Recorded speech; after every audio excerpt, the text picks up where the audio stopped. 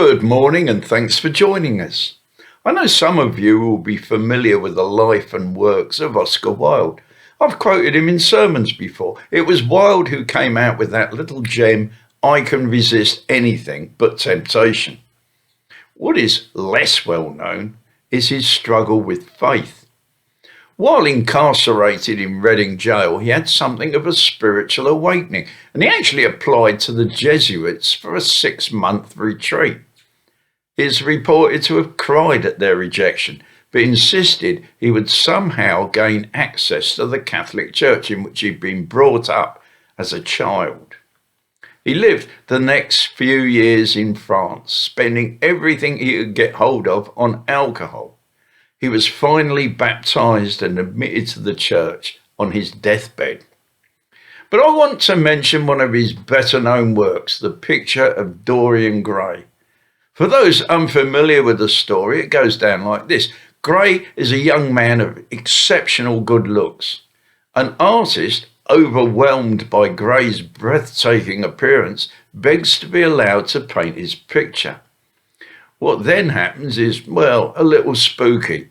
Somehow Dorian Gray's soul is encapsulated in the portrait, and he makes a deal. He will live unscathed by time. He will be perpetually beautiful, and only the picture will suffer the ravages of life and death.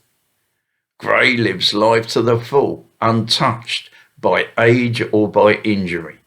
But there's a growing sense of disquiet. Nothing tangible, he just starts feeling a little uncomfortable. And his mind is repeatedly drawn to the portrait which has languished, covered up in the loft for many years. Eventually, he feels compelled to take a look.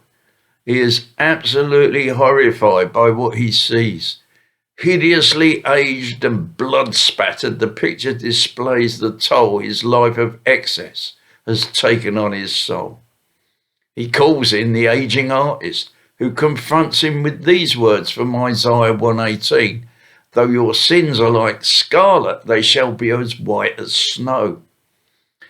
Desperate to silence this voice which represents his conscience, Dorian Gray stabs the artist to death. He then drives the knife into the picture, which immediately turns back into that wonderful portrait of the young man, while Gray himself, now old, ugly and disfigured, lies bleeding to death from the wound he inflicted on the painting.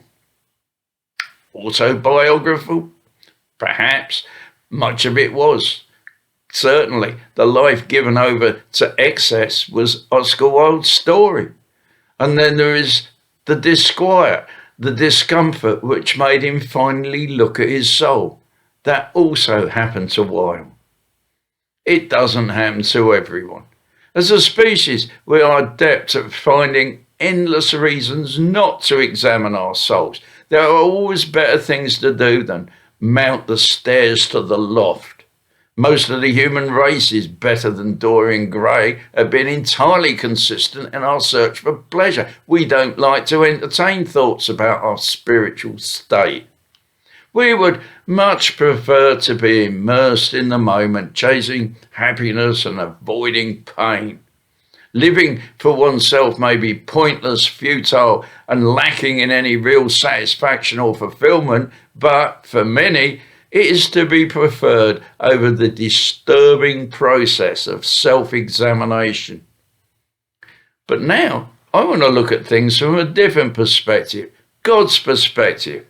He sees most of the human race carrying on just like Dorian Gray, living for themselves, oblivious to their spiritual state. And yet, if they only followed in the footsteps of Dorian Gray and made that trip to the loft, they might find the beginnings of a spiritual awakening, one which will lead to all the joy and all the fulfillment that the things of this world never quite deliver. Ironic, isn't it? What we most desire from this world, security, love, self-worth, peace, purpose, and so many other things, we only find when we reject the world. That starts with a trip to the loft. self-examination, an honest look at ourselves.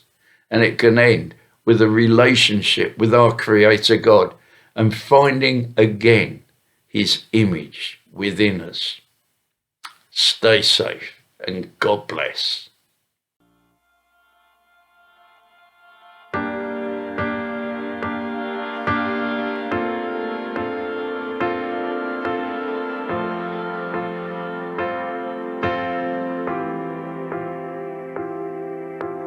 Jesus, you have called us.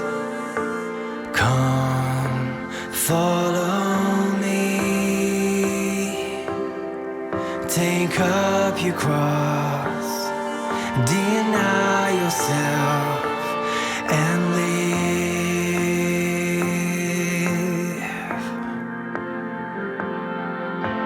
Jesus,